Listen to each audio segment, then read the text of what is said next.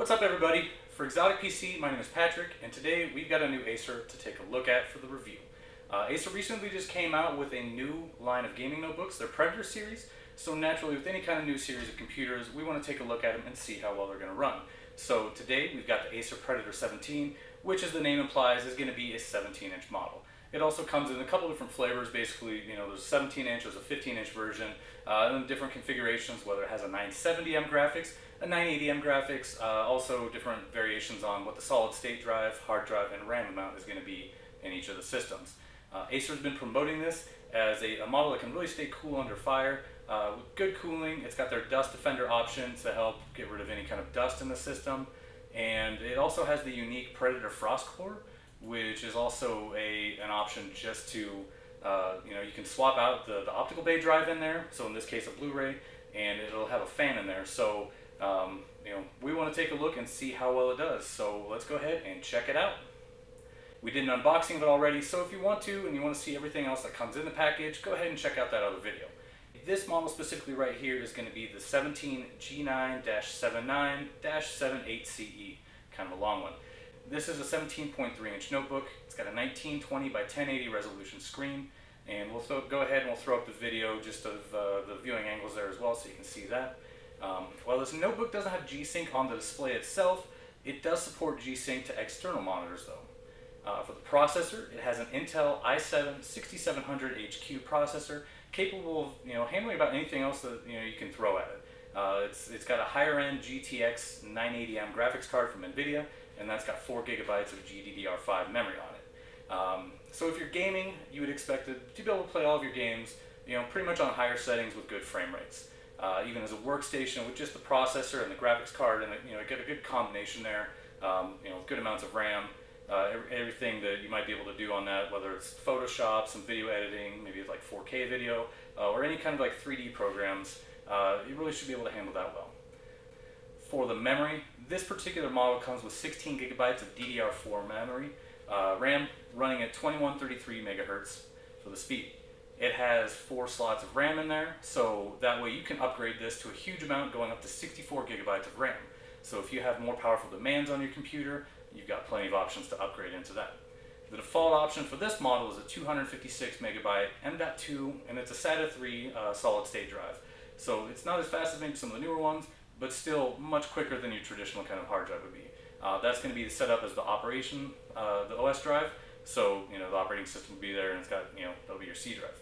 It also comes with an additional 1 terabyte 7200 RPM drive for plenty of bulk storage. So things like your pictures, video, music, files like that. Plenty of options to store that. Those are also some things that we can upgrade as well too if you're looking for that. For networking, the Predator series, this one's going to come with a Bigfoot, a killer gaming network LAN built into it for your wired connection, and it also has the Killer Double Shot Pro software, so you can go ahead and prioritize what games or programs are going to have priority on your network to just get a little bit lower latency. You can also use the wired and the wireless connection at the same time, just to help with having a stronger connection for it. So the wireless network card included on this one is going to be the Bigfoot N1535, and that's a wireless AC card for the newest technology, and it also has Bluetooth 4.1 on the card as well. The Predator 17 is going to be 16.65 inches across, it's going to be 12.66 inches deep, and then when the lid is shut, it's going to be 1.56 inches in height.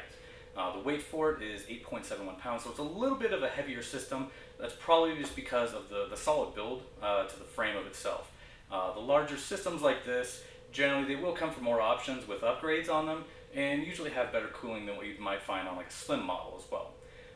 On the sides of the notebooks, we've got 4 USB 3.0 ports, a Thunderbolt / USB 3.1 Type-C connection, headphone-out and audio jack in, LAN port, HDMI 1.4, mini display 1.2, and a 3-in-1 card reader. This model is also equipped with a BluRay RW drive, which can be easily removed and swapped out for the Predator Frost Core fan. After shutting down the computer, a switch on the bottom can be pushed, and which that will just eject the drive so you can easily swap it, and then you just plug in the other drive that you want. So if you want to get a little bit more cooling, give it a little boost there, you can just swap that out pretty easily. And there's going to be more on this later though. Back of the system, you've got a couple large vents there. that, that's where the hot air is going to be pushed out and not going to be sending it off to the side of it there. For this model, Acer estimates that it's got a 5-hour battery life on it, which is actually pretty good for a 17-inch model with this higher end of components on the inside of it there. The sound quality on this computer is also something that Acer has been putting in a little bit of their advertising. When I first turned on the laptop, the Windows startup noise actually startled me. I wasn't expecting it to be anything near as loud as it is. This is definitely one of the loudest speakers I've seen on any laptop before, and it actually still manages to have good sound quality while actually being loud, so fairly impressive there. On the lid, you'll see the Predator logo, and then on each side you've got the 2 red LED lights on the side. Not customizable to change colors, but just red, just a nice aesthetic add-on there. And above the screen, you have a built-in 720p resolution web camera. Looking at the keyboard area, up in the top right corner, just below the screen, you've got your indicator lights, just showing when the hard drive is active, when it's charging, and when it's turned on. And then right below that, the red power button right there is lit up, and just showing you that the computer's on. It'll be actually lit up for that, so kind of a unique look to that as well. There are a couple unique features on this keyboard as well, something that you won't find on a lot of different systems, and one thing that I really like myself personally here. The keyboard size for it is pretty standard for most laptops, and it does have the 10 keypad on the right side. Overall, the keys have a good feel to it, pretty good tactile response. The chiclet keys on this, the W, A, S, and D have been highlighted in red, as well as the arrow keys, just for the gaming keys there for the most part.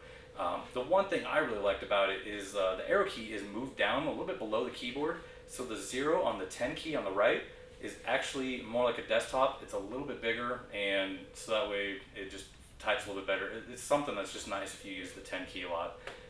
On the left side, one thing that's unique to this model that's not offered a lot of places is you're going to find the programmable macro keys. So there's 5 programmable keys here, and then there's the one button up top that you can change between the different macro key settings. When you press the macro key up top, it just cycles between those 3 settings. You've got 3 sets of each of the 5 keys, and then the color will correspond with which set that you're on there as well too. On the bottom of the surface here, then you've got your touchpad, and overall it's pretty responsive. It does have 2 dedicated buttons for the left and right click instead of being one combined pad, which some models have gone to lately. The unique thing about this is there's the button up at the top right of it, which is actually a toggle to turn the touchpad on and off.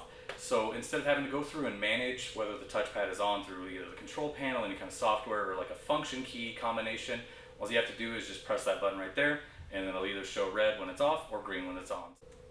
We'll go ahead and we'll take a look at the BIOS here briefly. Go ahead and pause it if you want to kind of get an idea for some of the settings that are in there. But it's pretty standard for a laptop, nothing really, there's no overclocking or anything like that since it doesn't have an overclock processor, but pretty standard. The one thing that is a little bit unique here is it does have the TPM options in there, which is not common for a security feature like that to be included on a lot of like the gaming notebooks like this. So if that's something you're looking for, it does have a TPM option in the BIOS there. As well, since the operating system is installed on the solid state drive, the boot time on this was actually pretty quickly. Flipping it over and take a look at the bottom of the computer, this has got some large rubber feet on it just to help give it a sturdy foundation for when it's sitting on your desk. On the right side, you can see that switch that's going to help release the optical bay and the frost core, so you can switch back and forth just by simply pushing the top of that.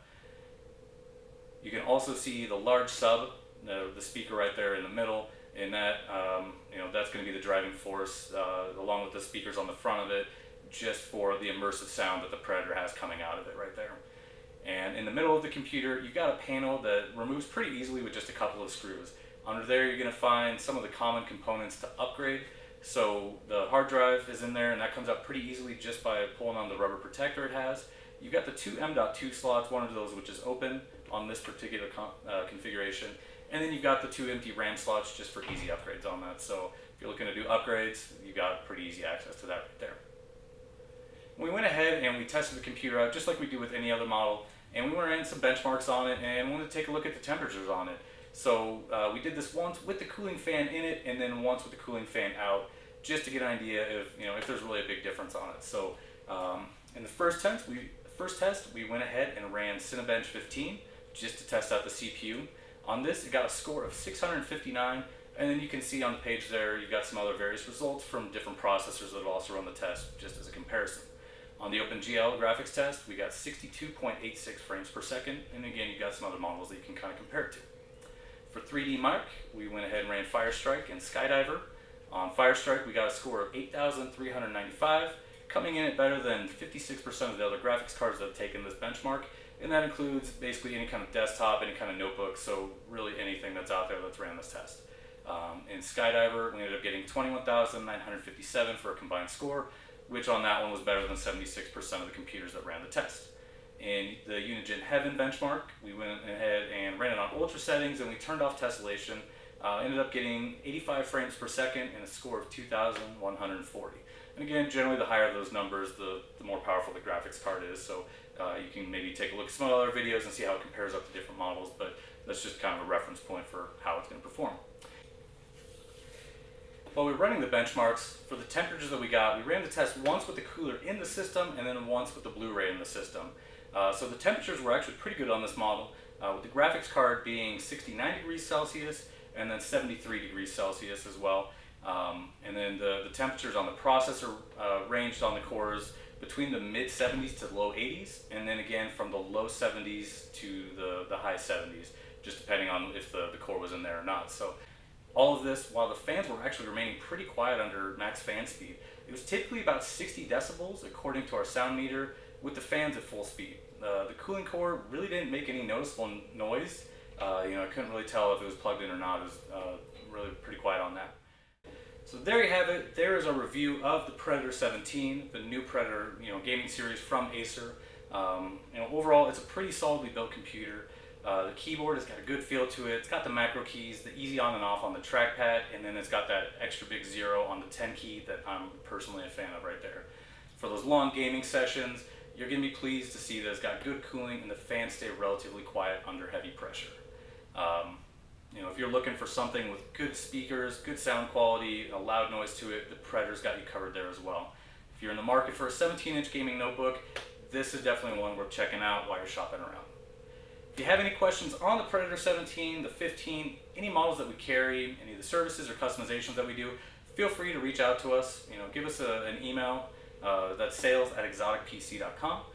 You can live chat us on our website as well, or you can call us at 877-289-9684. Feel free to check us out on Facebook, our forums, or any other kind of social media. And if you want to stay up to date on the new reviews that we're doing here, feel free to subscribe. My name is Patrick for Exotic PC. Thank you again.